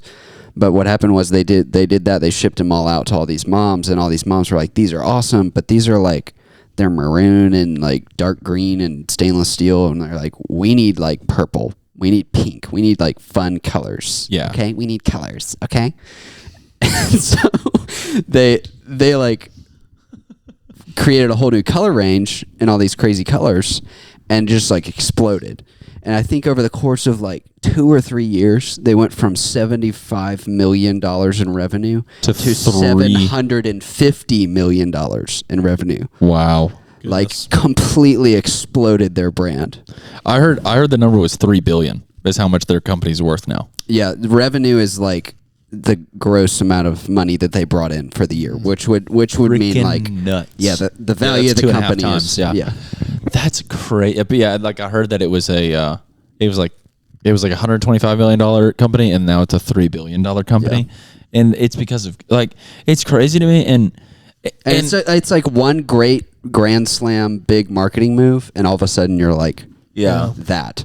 It's crazy. Like, and it's wild to me because you think about it from the business perspective, and like that guy, I don't know if this is weird or not, you know, but like that guy just like shipped it through social media bloggers and stuff. It's like, I'm not saying that guy's dumb at all. He's a genius for doing that. It was very successful. Brilliant. But like, does that mean that all of like everyone who's ever bought a Stanley, just because like other people have Stanleys, they had like weird reasoning to buy Stanleys? It's like they were only buying because it's a good cup for sure, but like if it's only just because it's a good cup, that means though there's plenty of good cups, so that means people might be buying Stanleys just because other people have Stanleys. And is that a bad reason to buy a cup? You know, I don't think so. I mean, I don't know. I bought a hydro flask because I saw a lot of people around me had hydro flasks. I was about to say, I feel like you have to make a good product. Like if Stanleys were trash, nobody would buy them. You know, I'm like anybody who has one or a knockoff or whatever, they're like, I'm sure it's not like Bobby Boucher, I love water. It has to be as cold as possible. Yeah. I feel like they have to make a good product. And then like, think about all these tennis shoes that in my opinion, I think they look terrible. Like think of all the like designer tennis shoes. Oh yeah. I don't like love Gucci how they shoes look. and stuff? Like Gucci shoes. Like it's. What do you think about Golden Gooses? I actually only call them Grey Gooses. Yeah. I feel like for designer shoes, Golden Gooses are not that. I feel like they're more like European inspired. Like but like Louis Vuitton, like boots. Yeah, like the big, like chunky, like shoes that people wear. Like I feel like people buy those, I would say, purely for status. Because like I see those and I don't pay attention to like the luxury shoe lines, and I'm like, oh, that's like a Balenciaga. Yeah, if you like looked at sock shoe, you know, Nike Blazers and Nike that were shaped that way, they were both the same price, I would get everyone would get Nike. That's kind of how I think about it. So I feel like, I mean, it's like I feel like you find out about them because everyone's got it, and then you have like this product that works. Like they look good. They're like sleek. Not like, I mean, I don't know. It's like Myres said, bottles have always been like an accessory. Like think Nalgene, Yeti cups, hydro flasks, all of those. So I don't feel like that's bad. Yeah, it's a fascinating thing to me though. It's like that work. That guy's a freaking genius though. Yeah, I'm glad that they don't do that with like everything, because I guess you couldn't do it with everything. I wonder which companies have tried to do that and failed. That's what I would love to see that list. I think it proves you have to have a really good product. Because if Stanley sucked, then those influencers would have gotten them and been like, you know who's been trying to do that for a long time and is failing? NordVPN. They're on every single YouTube ad ever. Them and the like internet. Who's the internet? It's like, it's not ExpressVPN. Not that one. It's like it's red. Wait, it's a VPN though? No, it's like a internet, like a virus scanner. Not McAllister's. It's like a sandwich shop. Yeah, McAllister Sandwich Shop has been doing this like crazy. Yeah, dude, McAllister's, they're shipping a bunch of sandwiches to Utah. I know what you're talking about, though. There's a good way to like. I think Stanley doing that is kind of like a guerrilla marketing thing, where it's like that didn't cost them very much to just send some water bottles. I don't know how much a Stanley costs, but even like at retail costs, like they're not that expensive. Yeah.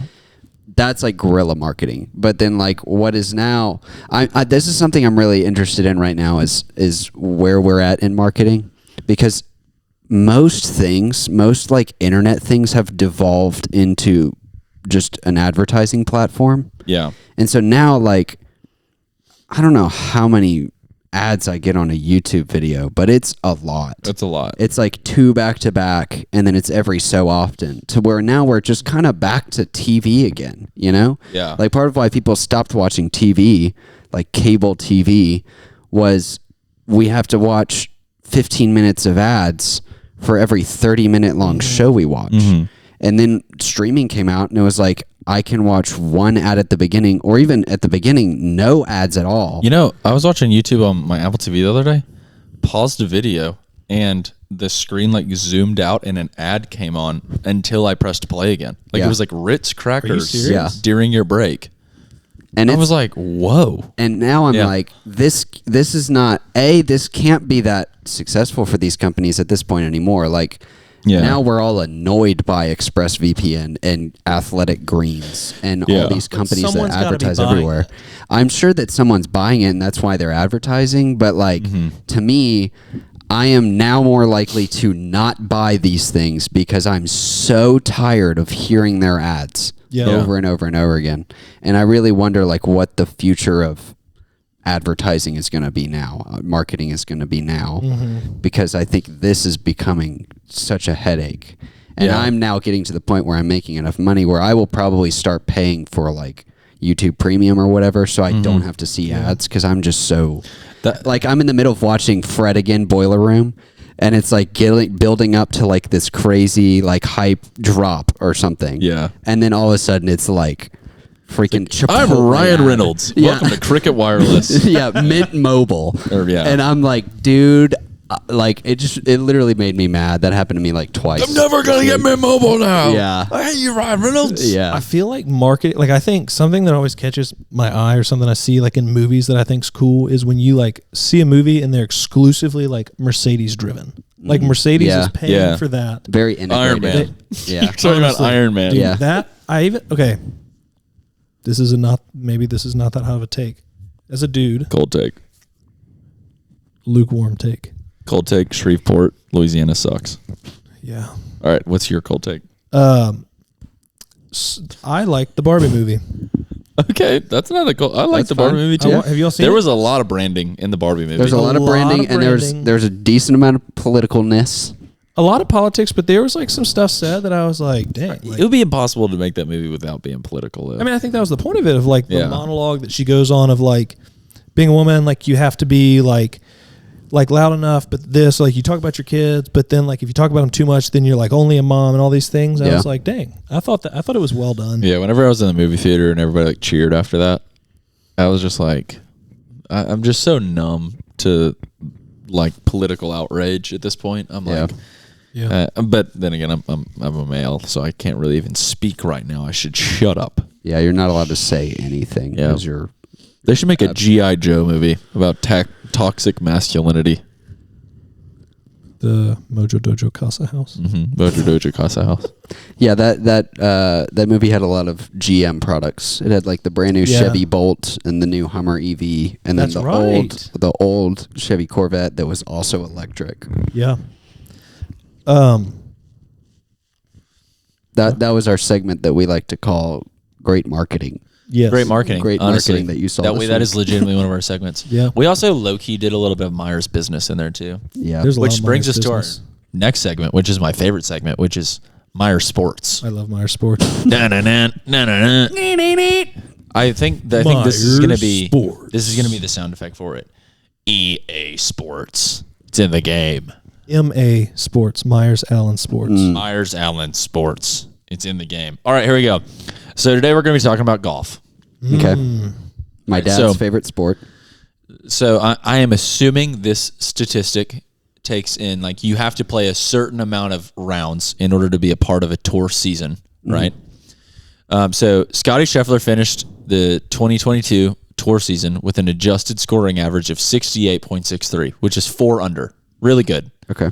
For reference, for those people who don't golf, the average golfer, like normal people, like that, if you play golf regularly, if you're like a golfer, you're shooting around a 90. Yeah. And a good golfer, a good normal person golfer, like if you have a friend who's like, oh, they're really good at golf, they're probably shooting like even par. They're probably shooting like 72, 75. Typically 72. Yeah. What's your best round, Stephen? My best round is an 80. That's pretty good. Yeah. I'm pretty proud of that because I used to be really bad. I'd be very proud And this of guy that. shot 60. And this guy on average shot a 68. Okay. So that's 4 under par. Yeah. And 72 is like the number of swings total in 18 holes of golf. So like a par 4 means that if you hit 4 times, you are like, you did good. That's good. Now, I don't want to say expected on it. Yeah, good. Can I ask one other clarifying question? Yeah. Does every golf course have 72 swings? Most. Like high limits. I think on a tour, on tour, I think you have to adjust your course to have 72. Yeah. Okay. For I never scoring knew that, reasons. actually. I might be wrong about that. because I don't know. Anyways, yeah, but so it's an adjusted scoring average. So I guess that's right. So 68. That is the 7th best single season mark of all time. A 68. Tiger Woods holds the 1st, 2nd, 3rd, 4th, 5th, and 6th. Holy cow. Best single season mark. So he has had of the top 7 seasons, he has the top 6, and all of them are better than 60, an average score of a 68. Wow. Okay, so the first guy you said, he's the 7th? He's like the best of the best right now. Yeah, okay. Scotty Scheffler's like the best golfer in the world right now. Okay. And that guy... What is Tiger Woods' best one, does it say? It doesn't. I have another one for you here. Are you ready for this? From 1997 through 2009, there are 52 players with 100 or more rounds in major championships. And there's 4 major championships a year, and in those major championships, there's 4 rounds. So you can at most have 16 rounds per year. Yeah. But in that 10-year or 12-year period, there's 52 players with 100 or more rounds in that. And that was like Tiger Woods' prime. So the best cumulative scores amongst those people who had 100 or more rounds in that group were Ernie Els shot 118 over. Phil Mickelson shot 99 over. And Tiger Woods shot 134 under par. Whoa. So this is for what again? This was all of his rounds together from the years of 1997 till 2009. So the prime of his career. Okay. So in the prime of his career, he was 250 strokes better than every single other golfer. Than the second best golfer in his era. That's unbelievable. Yeah. And every other player in the group was at least 275 plus shots behind Woods. Wow. So he was like... That just gave a lot of context to me about why he's the best. Mm-hmm. The numbers don't lie. That's like hearing the difference between like a million and a billion seconds. Yeah. Like a million seconds is like 11 days. A billion seconds is like 31 years. Wow. Yeah. So here I got one more for you. I'm still hung up on that first one. Yeah, it gets better. So the win percentage by an outright 54-hole leader on the PGA Tour in the last 10 seasons. So 54. There's 3 rounds. So that's 3 rounds of a 4-day tournament. So how many holes? How many is 50? What's 54 plus 18? Is that 72? 54 plus 18 is 72. Yeah. So there's 72 holes in a whole tournament. Yeah. One thing I've learned. I'm sorry to interject. This is funny. I would like to propose a bit. Okay. A segment potentially. A segment is going to be called Stephen Math. In episode 1, I was sitting in the Starbucks drive-thru. In episode 1, they're talking, I think, with Jake. We're talking to Jake and about Cole. disc golf. Uh-huh. And at one point he says like a par, you're talking about like the average yardage of a par 4, par 3, something like that. And he says, on average, it's 450 yards. And I'm sitting there and I'm like, okay. And Steven goes, that's like 1.2 football fields. Wait, I did not. There's no way. You 450 yards. Yes. You said, how many football fields is that, Steven? No, 450 feet. No, I'm sorry. He said it was 450 feet. And you were like, yeah, that's like 1.2 football fields. So how many football fields is that? 450 feet? How many football fields? Yeah. No calculator. Brain power.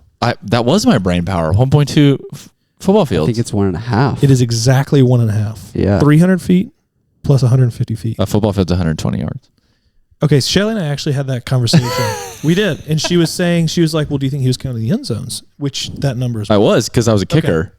Okay. And whenever you're on the 30-yard line, it's a 40-yard field goal. Okay, that adds context. I'm sorry if I was rude. I know. I guess for all the other positions, I could definitely see why you think it's a 100-yard field. But I was a kicker, and the field goal post in the 90s got moved from, or not from the 90s. It was later than that, or earlier than that. The field goal post got moved from the goal line back to behind. Because people kept running into it. I was going to say, bro, what if you sent one over the middle of the field and you just square it up? Right? Okay. Like a literal post. Yeah. Back to your numbers. I think 120, I still think I'm wrong. No, I think that's like actually pretty close. But that's a little closer. Yeah. I don't know. All right. So anyways, back to it. So there's, at the end of 54 holes, so you're 3 days through a tournament. Mm-hmm. So every other player in the last 10 seasons that has been the outright leader at 54 holes. Their win percentage is 42%. Okay? So if you are winning at 3 days into a tournament and you have to go and play one more day, if you're every other player that's been in that situation, there's a 42% chance that you win. Yeah. Tiger Woods in his career, whenever he has been winning at the end of day 3, he has won the tournament 96%. Holy cow. Of the time. Goodness. Yeah, 44 Talk for about 46. a closer. I was going to say, Talk about a closer. He has been in that situation 46 times, and he has won the tournament 44 of those times. Wow. Does it say like when he's in the top 5 or top 10, like how much he wins? Mm-mm. I bet it's incredible too. Yeah. Man. I mean, from 1999 until 2001, Tiger played 40 tournaments and won 20 of them. That's crazy. Wow. And in golf, that is like absurd. Yeah. Like usually you'll win the entire season if you win 2 tournaments. Yeah. Like some people just try and win one like major tournament. Yeah. Also, if you win 1 tournament per season, you are a millionaire. Like you make a lot of, like, because you'll get a Nike deal or a titles deal or something like that. But he won 20 times in 2 years. Wow. That's crazy. That is absolutely nuts. That's something crazy to think about. Is in our lifetime we've seen so many people who are like the greatest at their discipline of all time. Like Lewis Hamilton. LeBron. Lewis Hamilton is like doing that, but in F1. Yeah, like won 7 seasons straight. Yeah, LeBron in basketball. We saw Kobe Bryant. Yeah, I feel like basketball has a lot more. There's a lot more debate about who the greatest ones are. You know, right? Like Tiger Woods is very obviously just like head and shoulder and waist and knees above everyone else. Yeah, for sure. And Lewis Hamilton equally is like. It's not even fun sometimes just to watch F1 because you're just like, who's going to come in second place? But F1 offers, and I know Myres is not the biggest F1 fan. Yeah, again, okay. Myres Sports, because I don't know that much about sports, but it's really cool. It's really cool to see all these people. But I think F1 offers an interesting like perspective because you've got like the Mercedes car, the W11, I think it was like 4 seasons ago, something like that, was like one of the most dominant cars to ever be in F1. Yeah. And so it offers the aspect of like, was Lewis so good because of the cars Mercedes was coming out with? Yeah. Because he started being... What's the principal of Mercedes name? Toto Wolff. Toto Wolff. Yeah. That dude is awesome. Dude, he is so cool. So he was like, he's a big business tycoon. Yeah, he was like maybe even a billionaire. Oh, for sure. Before he started working for Mercedes, I think like he was. Big money dude, like built some company, made a ton of money, and then like almost as like a little bit like I want to do this, and also as like I have to do this kind of thing. Like I've listened to him, like an interview with him, and it was like I'm gonna take on this challenge of like F1 and see if I can make Mercedes something great. And so him coupled with Lewis, like that leadership has created like a dominant team. Yeah, that's dude, it's cool wild. to watch. Really cool. There's so many good memes of him in the season where Max Verstappen came. It was honestly robbery. But like when Max came from behind in the last race, it's like tied going into the final race. Max is like the young buck. Yeah. Has never won a season of Formula One. Lewis, the like champion, the GOAT. Yeah. At the very end of the race, literally the last lap, there's like a mix-up. They let Max come right back up to behind Lewis. They restart the race, and Max passes him like 3 or 4 turns later and wins the championship. There's so many memes of Toto Wolff, the principal president of Mercedes. There's so many good memes of him. It's incredible. Yeah. Of him like realizing he was losing. Just of him being mad. He's just so animated, which is fun to watch because like Myres doesn't love F1 because there's so much like politics. It's political and it's like personalities you have to know, and which I think like the reason F1's caught on in America is because of like Drive to Survive and people seeing that. Yeah. And I definitely can see how that's frustrating, but I also think it offers like fun to it. Yeah. Yeah. But it's definitely fun. I know. I've struggled to get into it, and I want to be into it. I just don't want to go through all the history to learn for sure all the context, especially as the as he's now like just deep into Premier League soccer. Yeah. But I'm like into Premier League soccer mostly just because I want to win. I don't even like keep up that much with. Yeah, I'm telling you, bro. There's two routes into getting into like being like a huge Premier League fan, and it is fantasy Premier League and FIFA.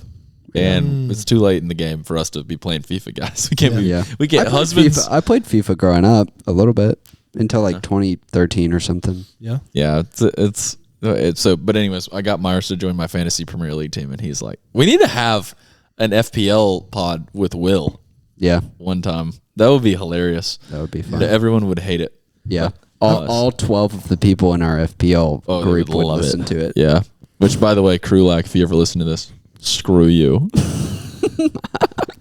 Okay. I've got a question.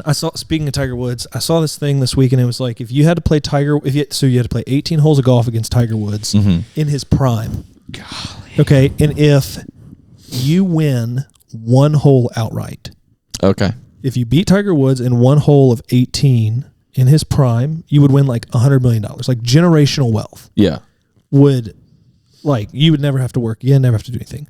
And if you lost, you went to like prison for a year. Would you do it? No. Because like a year is like, that would be brutal, but a year is not like 55 years, you know? But like the chance for $100 million, I don't Do I get to train before?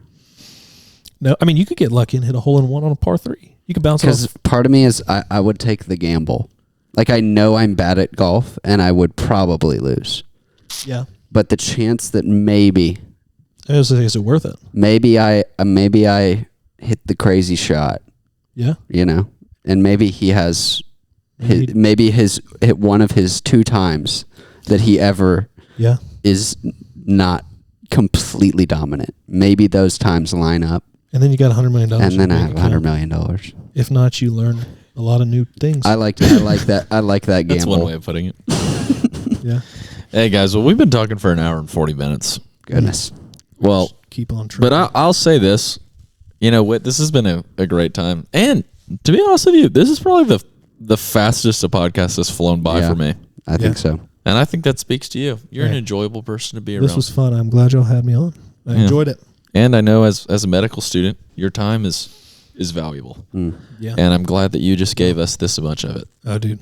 It's my honor and privilege. Thank you, my friend. As well. Thank y'all for having me. I enjoyed it. Yeah. Yeah, man. So this is kind of where we're going to start signing off a little bit. Recap of the pod.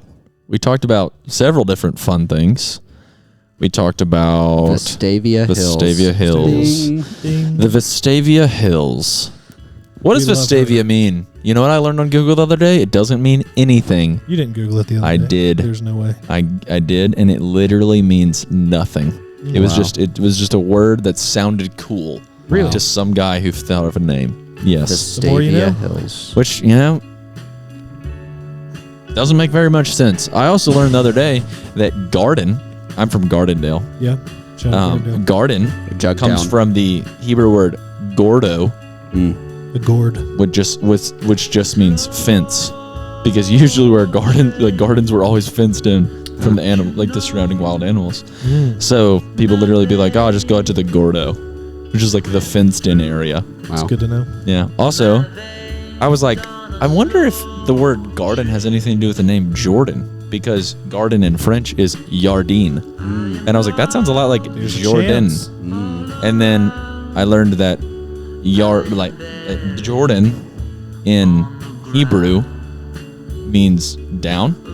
Like the word Yardine was down because the Jordan River flowed downhill to the Dead Sea.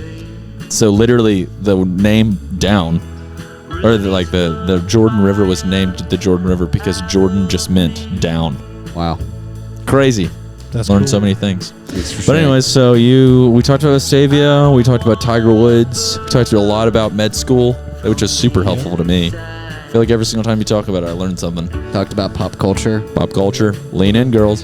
Come on. Talked about a little bit about business. Talked about coffee Stanley shops. Talked about Stanley Cups. That's right. Revelator. We talked about a man who sits in a hammock and looks at the sky every day. Wow. Yep. Yeah. overall, I would say it was a great time, man. That's fun. Feel good about it. Yeah. But, yeah. Till next time. See you, everybody. Over and out.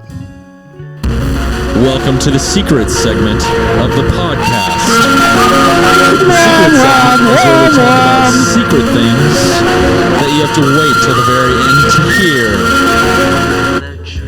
All right, so last time on secret segment, we talked about, I don't remember. This time, we're going to talk about what are your thoughts as an Auburn Tiger on Auburn rolling Toomer's corner when Nick Saban retired.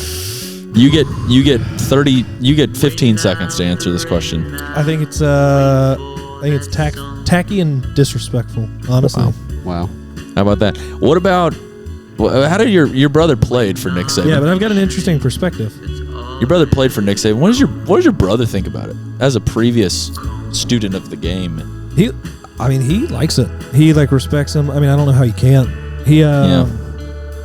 Is he sad? Is there an extra level of sadness for him, or is there an extra level of gladness that he's finally getting to go? I think it's a little bit of both. I think it's kind of like it's an end of an era almost, like the recognition that something's over. But it's thanks, Coach. It's not about the destination; it's about the journey, right? Thanks, Coach. No, I think it's funny. There's billboards around Birmingham that just say "Thanks, Coach." Yeah, and it's an inanimate object, just making me just into the universe. Thank Coach Saban. the Saban will never see that sign, I'm sure. No. Maybe they're in Tuscaloosa too. Maybe they tagged him on Facebook. Probably. There's some girl, some woman in downtown being like, "Oh, Diana, what's going on in Vestavia? Yeah. Check out this thing's in downtown, guys. Yeah. Don't go get out of your car in downtown, by the way." As a Vestavia Hills person, how much did you go downtown growing up?